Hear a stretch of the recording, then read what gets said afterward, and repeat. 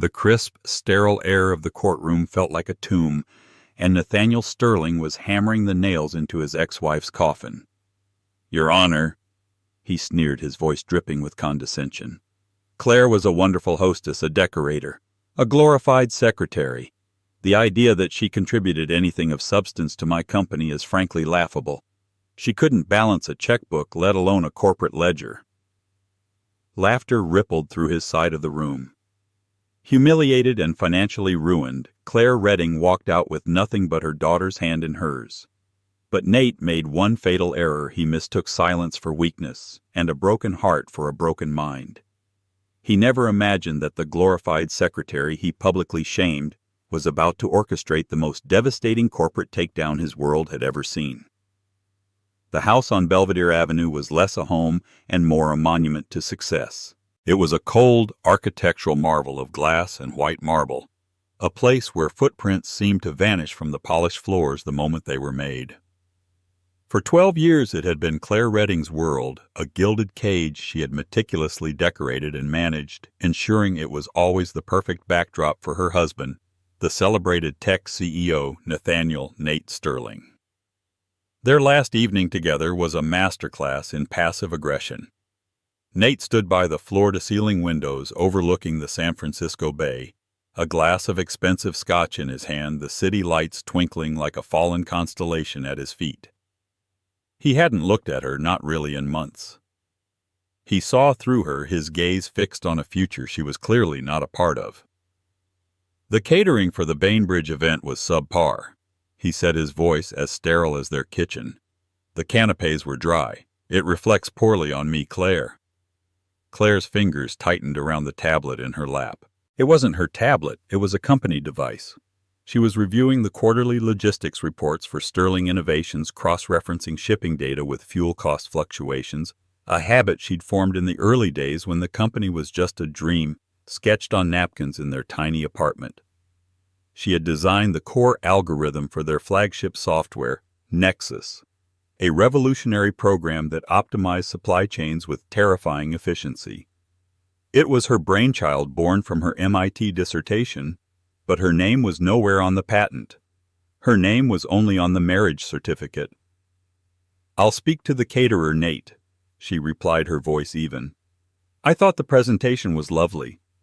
"Lovely doesn't secure a $10 million contract," he shot back, finally turning. His suit was immaculate, his face a chiseled mask of ambition. "Presentation is for wives. Results are for founders." The word wives hung in the air, weighted with dismissal. She was a category, a role, not a person. Not his partner. For years she had accepted this unspoken demotion. She told herself it was for the good of the company, for the stability of their family, for their daughter Lily. She had organized the parties where Nate charmed investors, she had proofread the proposals that secured funding, and she had quietly debugged the very code his expensive programmers couldn't fix, all while being introduced as the woman behind the man. But the echoes in the marble hall were growing louder. The silence between them had become a roaring chasm. He was staying out later. His phone was perpetually angled away from her, and the scent of an unfamiliar, cloying perfume clung to his clothes some nights. The signs were all there, a constellation of betrayal she had refused to read. "I've been looking at the projections for the European expansion," she began, trying to pivot back to solid ground, to the one thing they used to share. "There's a flaw in the carrier-to-depot routing. It's not accounting for the new EU labor directives. It could lead to massive overtime costs and potential union disputes." Nate waved a dismissive hand. "David Chen and his team are handling it. Don't worry your pretty little head about it." David Chen was a brilliant head of R&D, but he was new. He didn't know the soul of the code, its original architecture. Claire did. She had built the foundation. "Nate, he won't see it. It's a foundational issue. It needs to be rewritten from the source, not patched. I can show you—" "Enough," he snapped, his voice cracking like a whip. He walked over and stood before her, a titan in his own living room. "Claire, this is what I'm talking about. You're meddling. Your job is here." He gestured vaguely at the opulent room. "To make sure my life runs smoothly so I can run the company. You're not an engineer. You're my wife." He paused, a cruel smirk playing on his lips. "For now." The last two words struck her with the force of a physical blow. The air left her lungs. So this was it. Not a fight, not a discussion, but a verdict delivered from on high. She looked down at the tablet, at the lines of code that were as familiar to her as her own heartbeat. Her work, her mind, erased. The next morning, while their 10-year-old daughter Lily was at school, a courier delivered a thick manila envelope. Inside were the divorce papers. They were cold, clinical, and brutal. He was citing irreconcilable differences. The settlement offer was an insult, a pittance calculated to keep her quiet, based on the ironclad prenuptial agreement she had signed when she was 22 and hopelessly in love with a brilliant, charming man who promised her the world.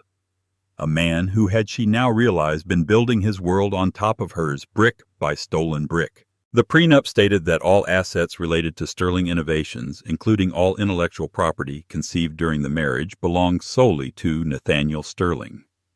Her lawyer, a weary but competent woman named Evelyn Reed, had called it a financial guillotine. Claire sat on the edge of her perfectly made bed in her perfectly curated bedroom, the divorce papers spread out like a death sentence. She thought of Lily. She thought of the years she had poured into a company that legally didn't recognize her existence. The echoes in the marble hall were no longer just echoes. They were screams. Her screams. And as she stared at Nate's arrogant signature on the bottom line, a cold, hard resolve began to crystallize in the ruins of her heart. He had built his empire on her silence. He was about to discover the price of her voice.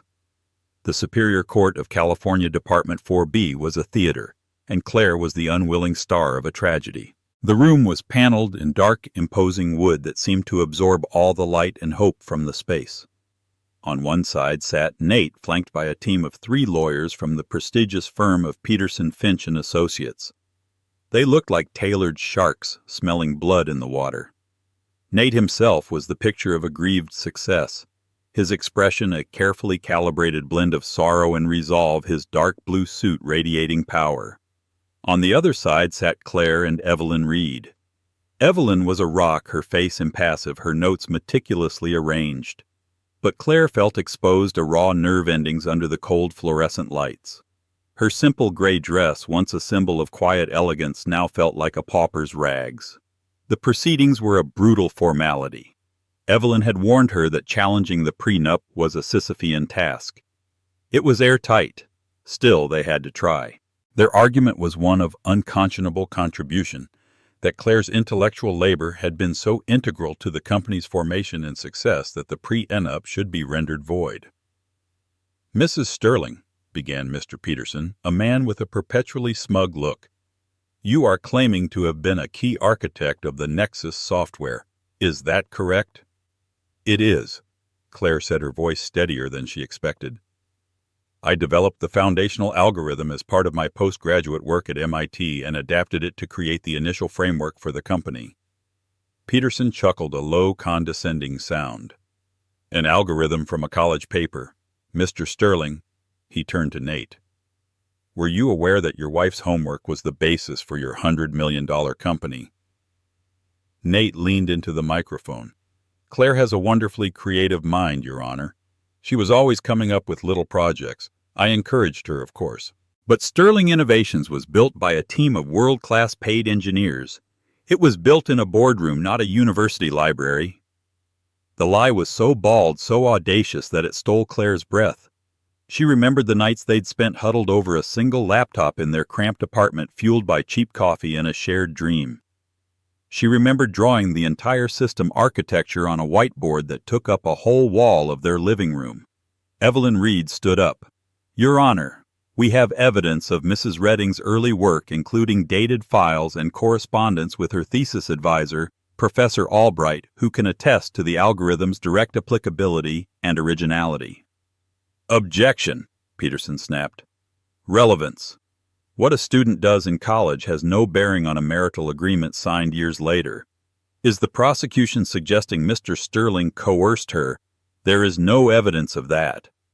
Sustained, the judge said, his face a mask of judicial boredom.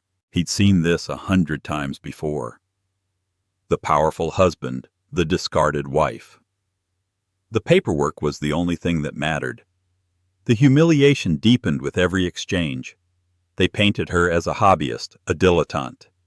They presented her contributions as whimsical suggestions, the kind a supportive spouse might offer over dinner.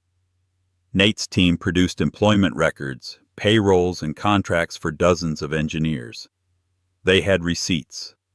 All Claire had was the truth, and in this room the truth was an uncashed currency. The final crushing blow came when Nate himself took the stand to discuss the settlement. He was asked by his own lawyer why he felt the proposed alimony was fair. Nate sighed a performance of profound sadness. "Your Honor, I want nothing but the best for Claire. I truly do. But we must be realistic. The prenuptial agreement was designed to protect the company, the livelihood of over 500 employees, from this exact situation. Claire was never an employee. She never drew a salary. She was my wife." He paused, looking directly at Claire, his eyes cold and devoid of any shared history. "She managed our homes, she planned social events, she raised our beautiful daughter, and she did those things wonderfully. But she has no head for business. The idea that she contributed anything of technical substance to my company is frankly laughable." The word laughable echoed in the silent courtroom. It was a poisoned dart aimed with perfect precision. "To be blunt," Nate continued, leaning closer to the microphone, his voice dropping to a confidential, damning tone, "Claire couldn't balance a checkbook, let alone a corporate ledger. Giving her a significant stake in the company, or a settlement based on its value, would be like giving a child the keys to a fighter jet. It would be irresponsible. She is and has always been a brilliant homemaker. That is her skill set. The settlement reflects a generous severance for that role." His side of the room stirred with murmured agreement. Mr. Peterson nodded sagely. Claire felt a hot flush of shame creep up her neck. He wasn't just divorcing her, he was erasing her. He was rewriting their entire history, casting her as a helpless, financially illiterate dependent. A glorified secretary, a decorator, a hostess. The judge's ruling was swift. The prenup was upheld. The settlement was finalized. Claire was awarded the small condo she had inherited from her grandmother, a single lump sum that would barely last 2 years in the Bay Area, and modest child support for Lily. She would have no claim on the house, the stock options, or the company she had helped build. As the gavel fell, the sound reverberated through her bones. It was the sound of a door slamming shut, of a life being irrevocably fractured. Nate didn't even look at her as he left. He was already surrounded by his team, clapping him on the back, their victory complete. Claire sat frozen until the courtroom was nearly empty. Evelyn placed a gentle hand on her shoulder. "I'm so sorry, Claire." But something inside Claire wasn't sorry. It was burning. The shame was turning into a cold, diamond-hard fury. He had mocked her in a court of law. He had stripped her of her past and her dignity. He had called her a child with a checkbook. He thought he had won. He thought it was over. Walking out of that courthouse with the San Francisco fog chilling her skin, Claire made a silent vow. He had left her with nothing, which meant she had nothing left to lose. He thought she couldn't balance a corporate ledger. She was about to show him she could do more than balance one. She was about to buy it. The condo in Oakland was a world away from the glass palace on Belvedere Avenue. The air smelled of old wood dust and the faint, persistent aroma of curry from a neighboring apartment. The walls were a pale, institutional beige, and the windows looked out onto a brick wall and a tangle of fire escapes. This was where Claire had grown up, a place she hadn't seen in over a decade. It was her only remaining anchor, the sole asset Nate's legal team couldn't touch. For the first 2 weeks the place felt like a tomb. Boxes remained unpacked, monuments to a life hastily dismantled. Claire would sit on the worn floral sofa, the one her grandmother had loved, and just stare at the wall, the judge's words, and Nate's mocking laughter playing on a loop in her head. A glorified secretary. Couldn't balance a checkbook. Lily was her only reason for moving. Her daughter navigated the new reality with a child's resilient pragmatism. But Claire saw the cracks. She saw it in the way Lily's shoulders slumped when she mentioned her friends from her old exclusive private school. She heard it in the quiet questions about why Daddy didn't live with them anymore. One evening, while trying to coax Lily to eat a simple dinner of pasta and jarred sauce, a meal that would have been prepared by a personal chef just a month ago, Lily looked up, her eyes wide and serious.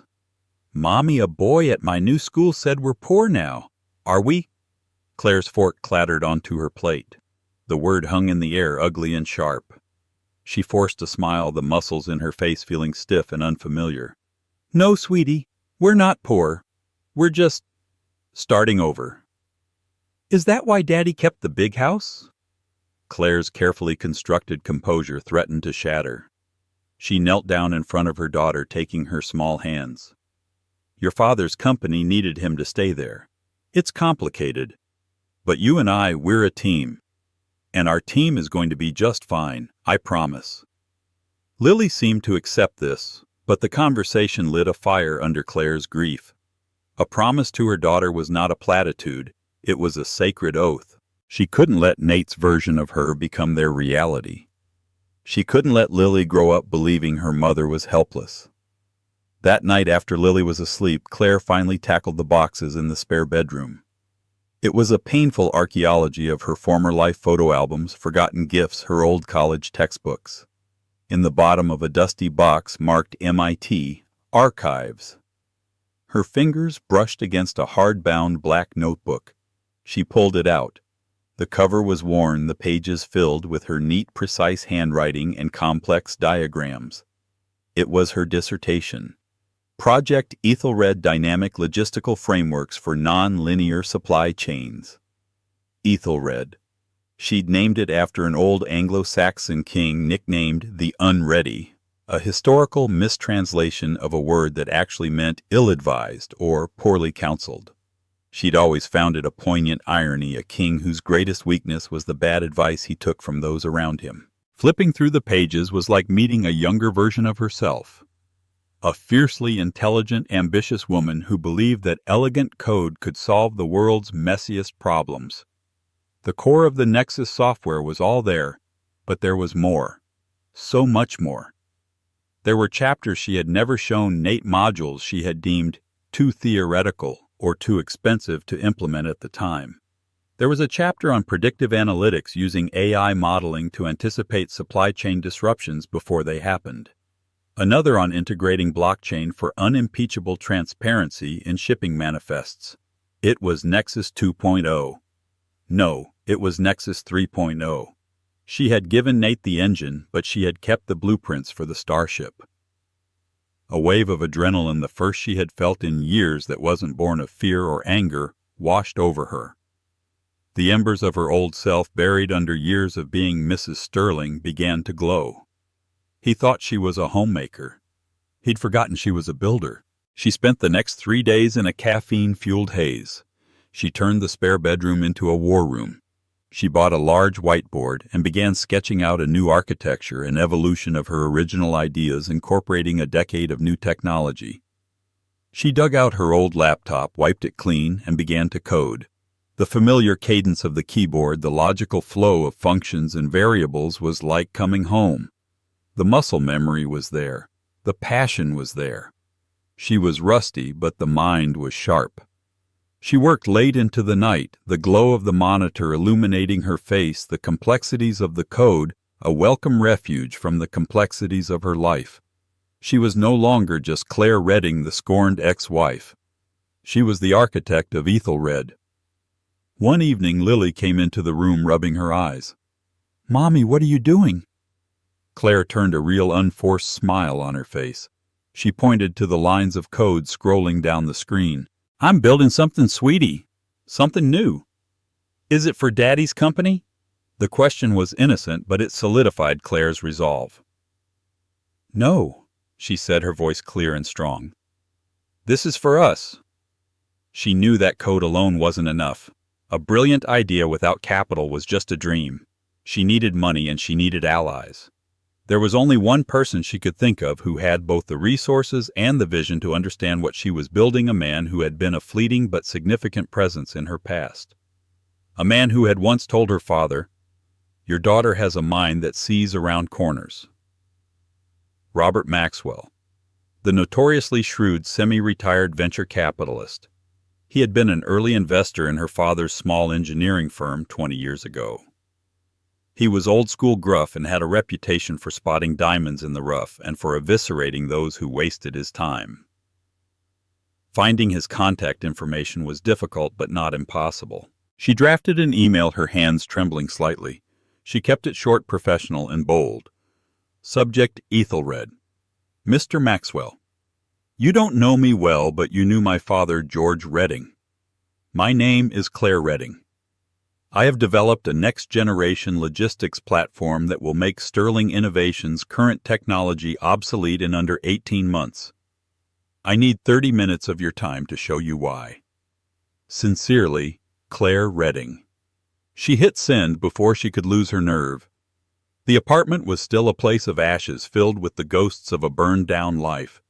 But in that spare room, on that whiteboard, and in the lines of code on her screen, a fire had been lit. An ember had caught, and it was ready to grow into an inferno. The response from Robert Maxwell's office came less than 24 hours later.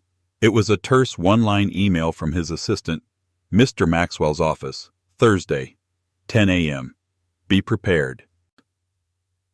The Maxwell Capitol building was a sleek, imposing tower of black glass and steel in the heart of the financial district, a world Claire had only ever visited as Nate's plus one.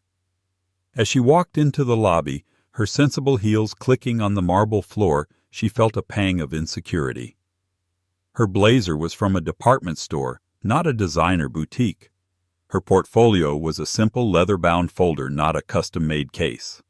She took a deep breath, clutching the folder to her chest. Inside was her plan, her protocol for rising from the ashes. Robert Maxwell's office was on the top floor. It was surprisingly understated, filled with old books, nautical maps, and the faint smell of leather and cedar.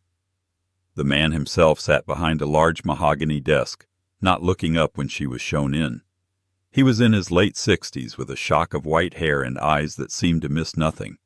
He gestured to the chair opposite him without a word, continuing to read a document. The silence stretched for a full minute, a calculated power play designed to unnerve her. Claire sat perfectly still, her back straight, her hands resting on the portfolio in her lap. She would not be intimidated. She had faced down Nate's contempt in open court. She could handle a grumpy billionaire's silence. Finally, he set the document aside and looked at her, his gaze sharp and appraising. "George Redding's daughter," he said, his voice a low rumble. "You have your father's eyes. He was a good man. A terrible businessman, but a good man. You have 30 minutes. Your email was bold. Let's see if it was foolish." Claire slid the portfolio across the desk. "It wasn't foolish, Mr. Maxwell. It was an understatement." She began her presentation. There were no flashy graphics, no slick videos. There was only data logic and a quiet, unshakable confidence. She walked him through the fundamental flaws in Sterling Innovations' Nexus system, the inefficiencies she'd warned Nate about, the vulnerabilities to modern cyber attacks, the inability to adapt to fluctuating global trade policies.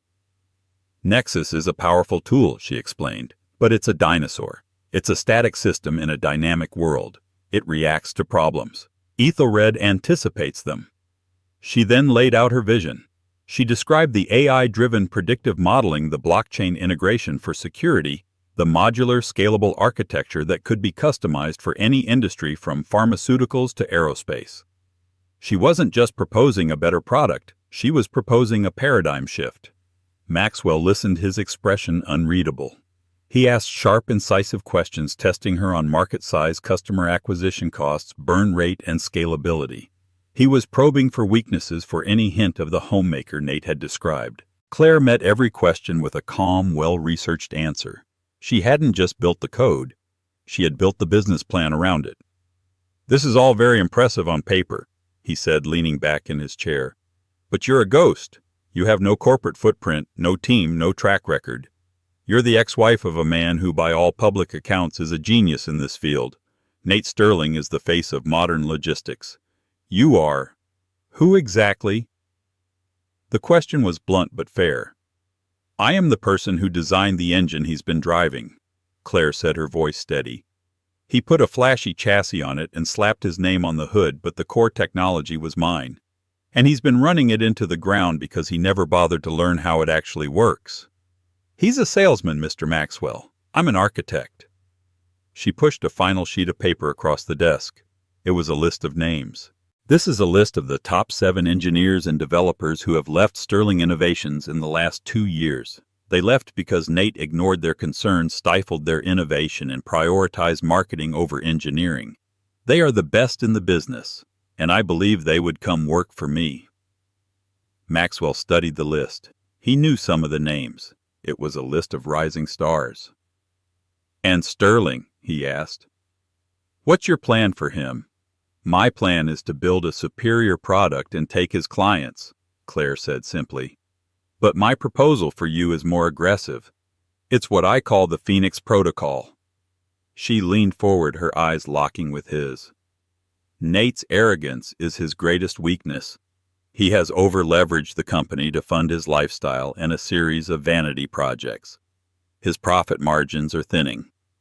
The first major client loss or system failure will send his stock into a nosedive. When it does, your fund begins acquiring a controlling interest quietly and cheaply. We build Ethelred and secret launch it at the precise moment of his greatest vulnerability and trigger the collapse. I get my company back and you get a dominant market leader for pennies on the dollar." It was ruthless. It was predatory. It was brilliant. A slow smile spread across Robert Maxwell's face. It was the first glimmer of warmth she'd seen. "George's daughter." He mused, a newfound respect in his tone. "You don't just have his eyes. You have a killer instinct he never did." He stood up and extended his hand. "All right, Ms. Redding. You've got your backing. Let's go build a starship." The handshake was firm, a binding contract of steel and shared purpose. Ethelred Logistics was incorporated the following week.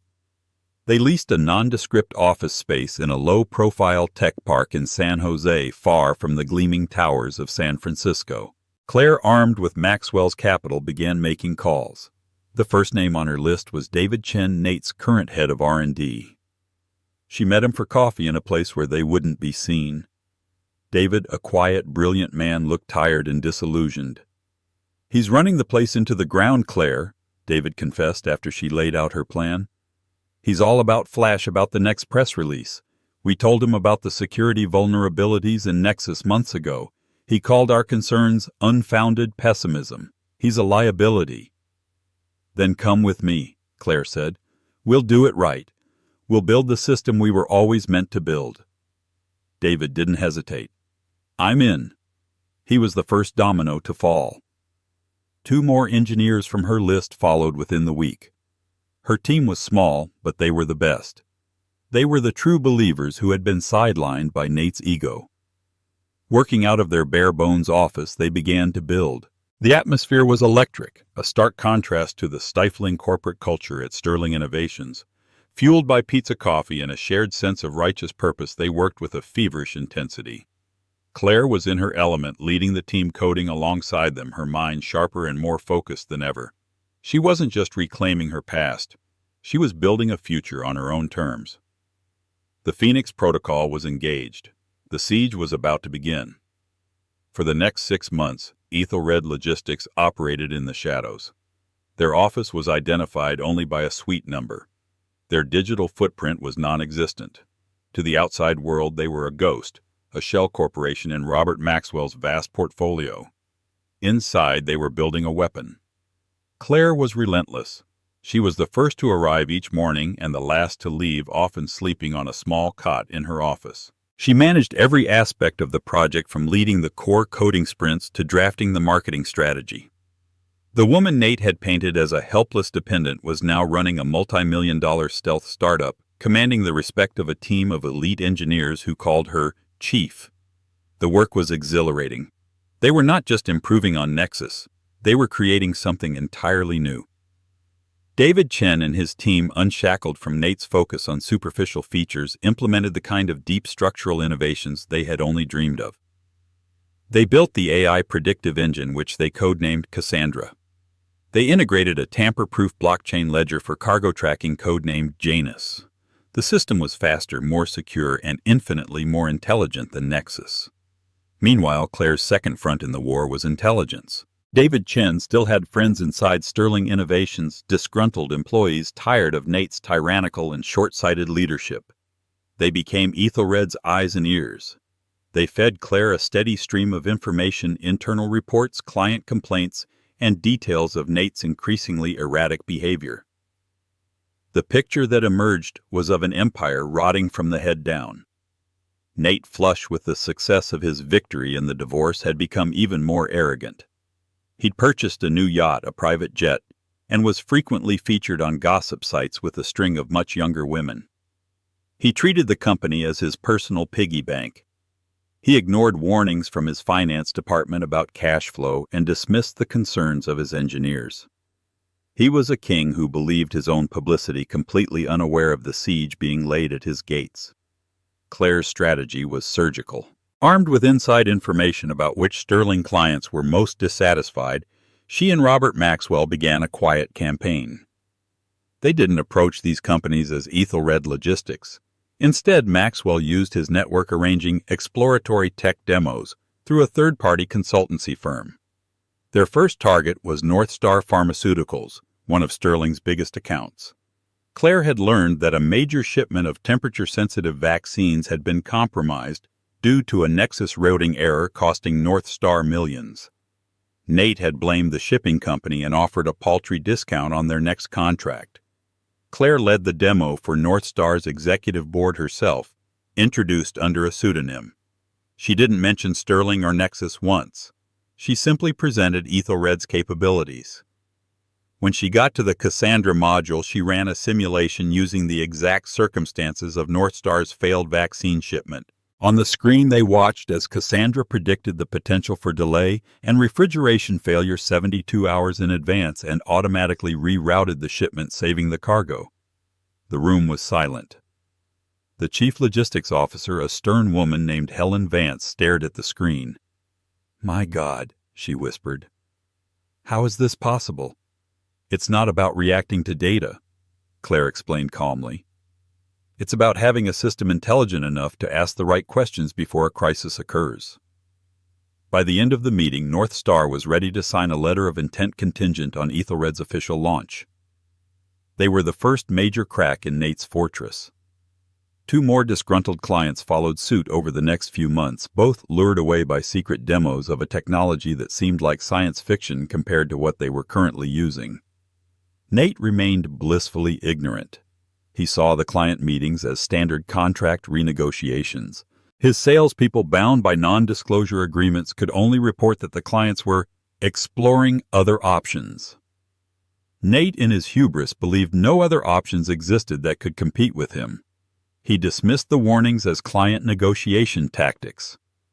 "Let them look," he'd bellowed in a meeting, according to one of Claire's sources. "They'll come crawling back. We're the only game in town." The final piece of the trap was financial. While Claire built the company, Robert Maxwell's traders began their silent work. They used multiple shell corporations and intermediary funds to buy up Sterling Innovation stock. Nate's profligate spending had forced him to dilute his own holdings to raise capital, making the company vulnerable. Every time the stock dipped due to a missed earnings target or a rumor of client dissatisfaction, Maxwell's team was there, buying quietly, accumulating shares, like a python slowly coiling around its prey. They were careful never to acquire enough in any one name to trigger SEC reporting thresholds, keeping the true ownership fragmented and hidden. One crisp October afternoon, Claire stood before the whiteboard in their main conference room. It was covered in a complex flowchart, detailing Sterling Innovation's client roster, financial vulnerabilities, and stock ownership. Red lines indicated clients they had successfully poached. Blue lines showed the slow, steady accumulation of stock by Maxwell's funds. It looked like a battle map. The silent siege was nearly complete. All they needed was a catalyst, a public failure so spectacular that it would shatter the illusion of Nate's invincibility and send his stock price off a cliff. "It's the EU expansion," David Chen said, pointing to a box on the board. "It's the flaw you spotted over a year ago, Claire." Nate pushed it through without the foundational rewrite. "They're launching it next month. It's going to be a catastrophe.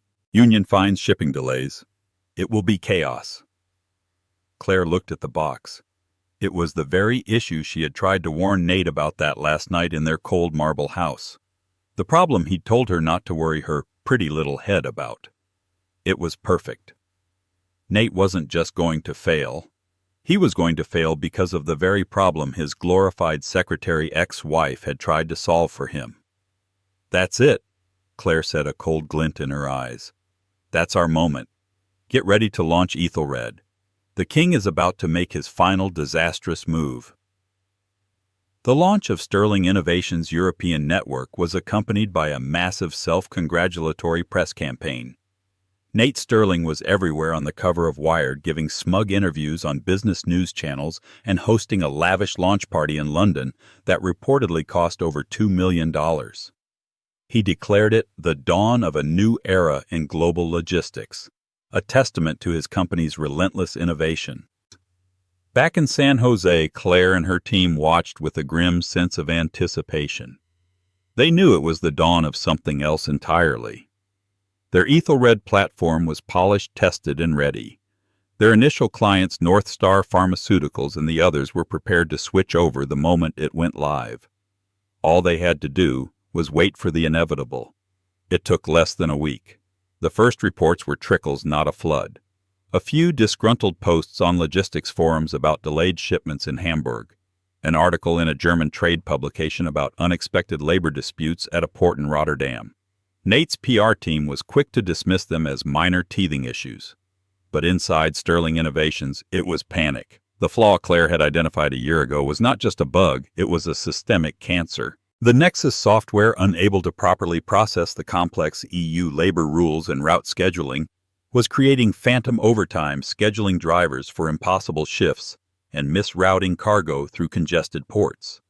Trucks were sitting idle, goods were perishing in warehouses, and penalties were mounting at an astronomical rate. It was the exact scenario she had predicted. The tipping point came 10 days after the launch. AeroCorp, a massive aerospace manufacturer and Sterling's flagship European client, had a time-sensitive shipment of turbine blades for a new jetliner stranded at the port of Antwerp. The delay was costing them over $1 million a day. Nate, personally flying to Brussels on his private jet to handle the situation, made a fatal error. He tried to bully and bribe his way through the problem, displaying a spectacular ignorance of European labor laws and port authority. He ended up in a shouting match with the port director, an incident that was promptly leaked to the press. That was the spark. The story went viral. Sterling Stranded began trending on social media. The narrative shifted overnight. Nate Sterling, the tech genius, was suddenly being portrayed as an arrogant American cowboy, incompetent and out of his depth. The next morning, AeroCorp publicly terminated its 8-figure contract with Sterling Innovations, citing catastrophic operational failures and a fundamental lack of reliability. The effect on the stock market was instantaneous and brutal. When the NASDAQ opened, Sterling Innovations SI stock plummeted. It dropped 20% in the first hour of trading. Analysts who had once sung Nate's praises were now calling for his resignation.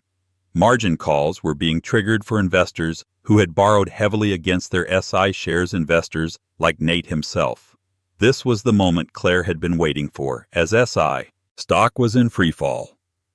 Ethelred Logistics launched its website and issued its first press release. The timing was no accident. The release announced the launch of a revolutionary AI-driven logistics platform designed for the complexities of the 21st century global supply chain. It also announced their flagship clients, North Star Pharmaceuticals, and two other major companies formerly associated with Sterling Innovations. The message was clear and devastating. While the old king was fumbling, a new, more advanced heir had arrived to claim the throne. The market reacted instantly. Ethelred was the story of the day.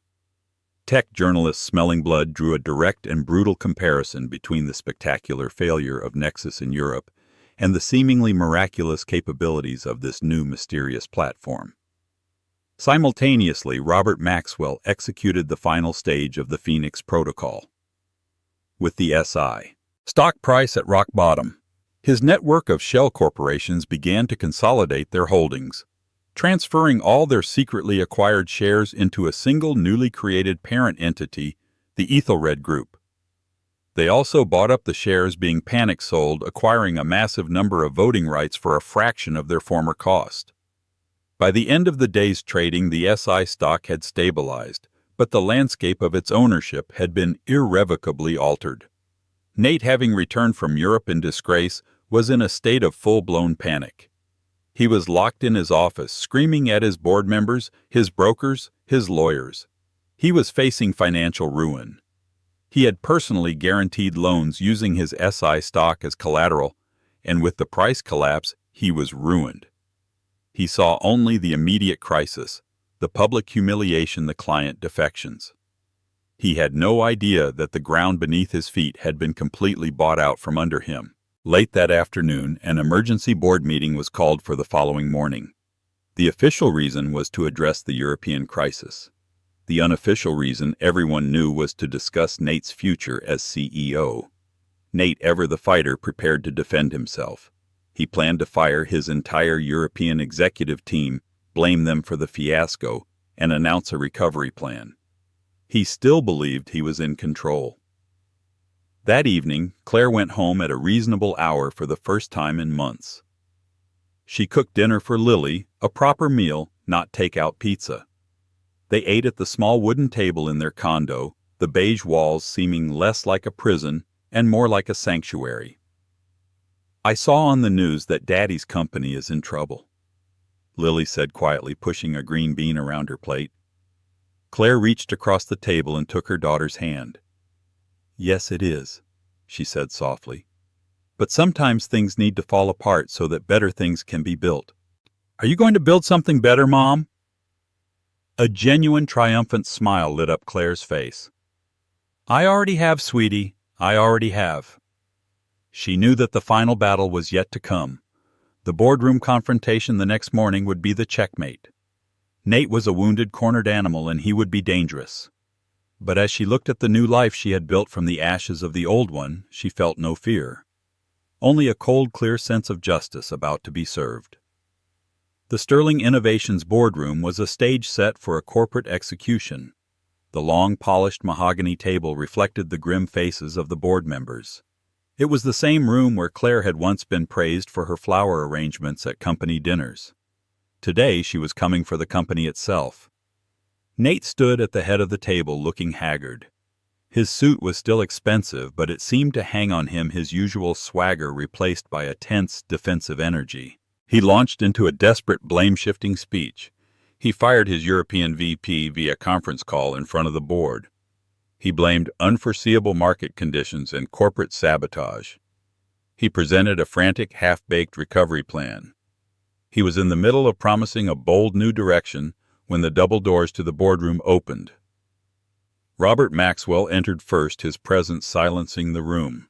Behind him was his lawyer, and behind his lawyer was Claire. She was wearing a tailored navy blue suit, the color of power and confidence. Her hair was pulled back in a sleek, professional style. She looked nothing like the broken woman who had wept in her car after the divorce hearing.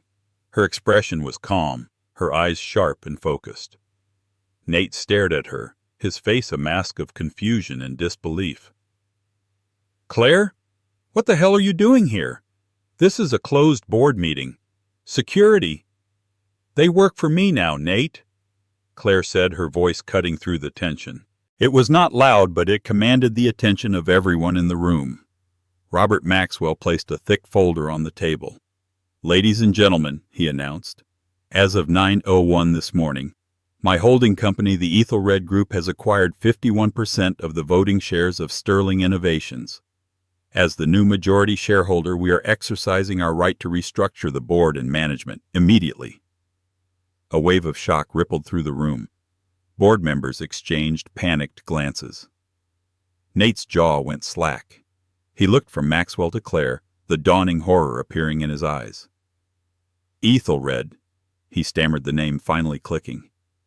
That's your company. This is a joke. Do I look like I'm joking? Claire asked, taking a step forward. She walked calmly to the empty chair directly opposite him and sat down, placing her own portfolio on the table. You may remember I tried to warn you about the flaws in the European expansion plan.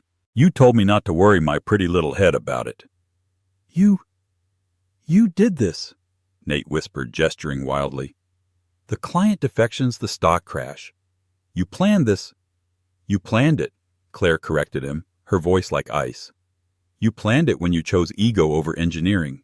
You planned it when you ignored the warnings from your own R&D team. You planned it when you leveraged this company's future to buy yourself another yacht.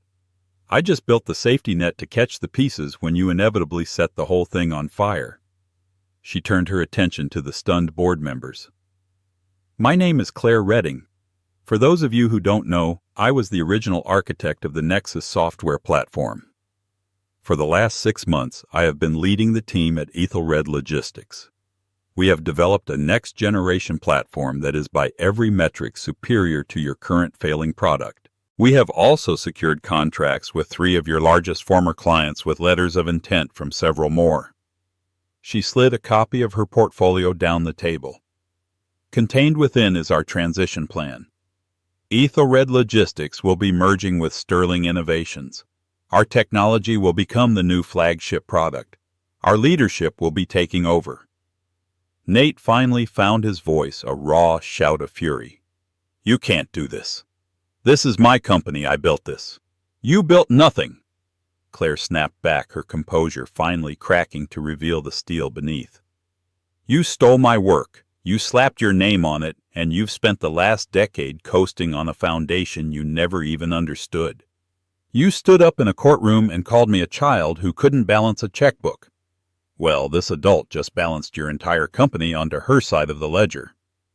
The first order of business for the new board is a vote on the position of Chief Executive Officer.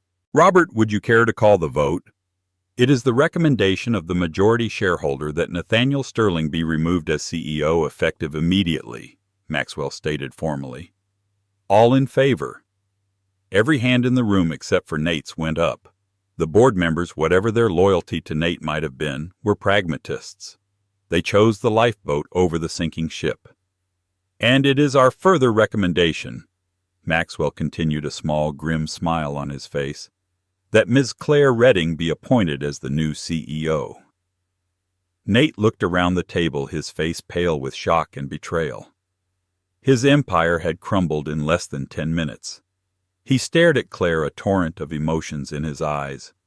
Rage, hatred, but also for the first time a sliver of terrified respect. He had mocked a glorified secretary, and she had returned as a queen orchestrating a checkmate he never saw coming. Get out, Claire said, her voice leaving no room for argument. Your personal effects will be couriered to you, defeated, humiliated, and utterly broken. Nate Sterling turned and walked out of the boardroom of the company that bore his name, leaving nothing but the ghost of his arrogance behind. Later that day, Claire stood in the CEO's office. It was Nate's office with its ostentatious furniture and panoramic views of the bay. She walked to the great glass window, the same kind of window he had stood before on their last night together. But the view was different from here. It wasn't a backdrop for his success. It was a horizon vast and full of promise. Her horizon. There was a soft knock on the door. It was her new assistant. Ma'am, your daughter is here. Lily ran in her face alight with wonder as she stared at the huge office. She ran to the window and stood beside her mother, looking out at the city lights beginning to twinkle in the twilight. Wow, Mommy, Lily breathed. You're really high up. Claire put an arm around her daughter's shoulders, pulling her close. "Yes, we are," she said, her voice thick with emotion. "And we're never looking down again." The name on the door would change. The company would be rebuilt from the ground up, this time on a foundation of genuine innovation and integrity. It would be difficult, but Claire Redding was no stranger to difficult things. She had been erased, and she had written herself back into existence. She had lost everything, and in doing so had found the power to take it all. And so the woman who was publicly humiliated and dismissed as a mere accessory became the architect of her own incredible destiny. Claire's story isn't just about revenge. It's a powerful testament to the resilience of the human spirit and the fire that can be forged in the crucible of injustice. It's a reminder that a person's worth is never determined by someone else's opinion, but by their own courage, intellect, and refusal to be broken. Many of us have felt underestimated or had our contributions ignored. Claire's journey from a silent partner to a victorious CEO shows us that the ultimate victory isn't just about winning, but about rewriting the entire game. If this story of strength and vindication resonated with you, please hit that like button, share it with someone who needs a reminder of their own power, and don't forget to subscribe for more real-life stories of triumph against all odds. Thank you for listening.